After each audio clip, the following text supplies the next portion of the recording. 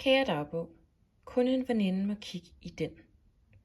Jeg elsker en, der hedder ikke nogen. Slet ikke nogen. Jo, min familie og Sigge og mig og mig og mig og mig. Kære dagbog, jeg elsker en, der hedder Amir. Han er rigtig lækker og sød og klog og betænksom og sej og sjov. Glad hver dag og dejlig. Ses, din Anna. P.S. Vi bliver kærester en dag. Kære dagbog, kærlighed. Kærlighed, hvad er det? Hvordan er det at være forelsket, og at personen også er forelsket i dig? Heartbroken. Hvordan føles det? Hvordan føles det at være dybt forelsket i en? Ikke at kunne få en dag til at fungere uden personen. Ligge og kæle hele dagen med dem, du ikke kan leve uden. Jalousi. Sommerfugle i maven, når man skal på date. At sige, at man virkelig elsker personen for første gang. At sige, at man elsker ham, ud over ens far. Kysse i regnen, prik, prik, prik. Bade på stranden med personen, prik, prik, hjerte.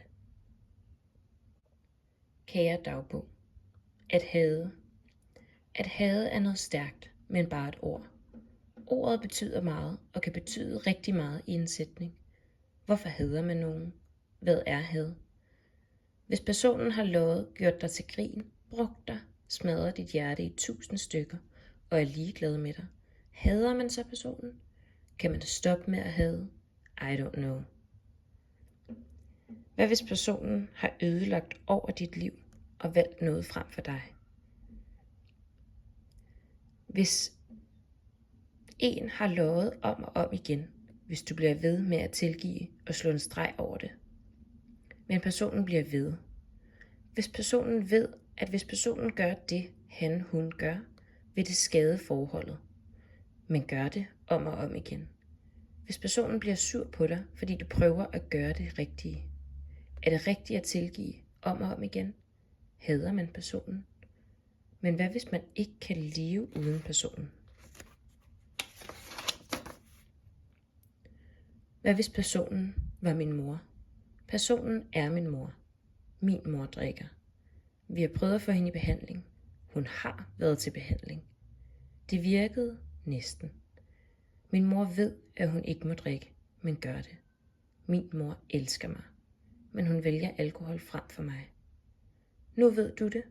Det er min største hemmelighed. Pas på den. XXX Anna.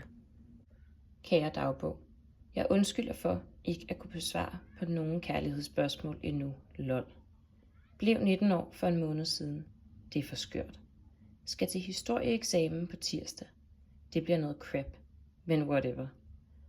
Har sgu ikke rigtig et crush på nogen pt. Efterslægtens udvalg er sgu ikke just et sig selvbord, medmindre man er til krassermadder. Haha. Jeg har også opgivet alt det kærlighedspis nu. Det kommer, når det kommer. Har en nyere dagbog, sort fra tiger. Find den for mere info. Men alt er godt pt. Jeg er glad for den jeg er og for dem omkring mig. Og lige meget hvad, tror jeg også for evigt på dig, fremtids Anna. Alt tager tid, alt er dyrt, men alt der er vigtigt nok, skal nok komme til dig og mig. Huhu. Mange hilsner, Anna 19 år.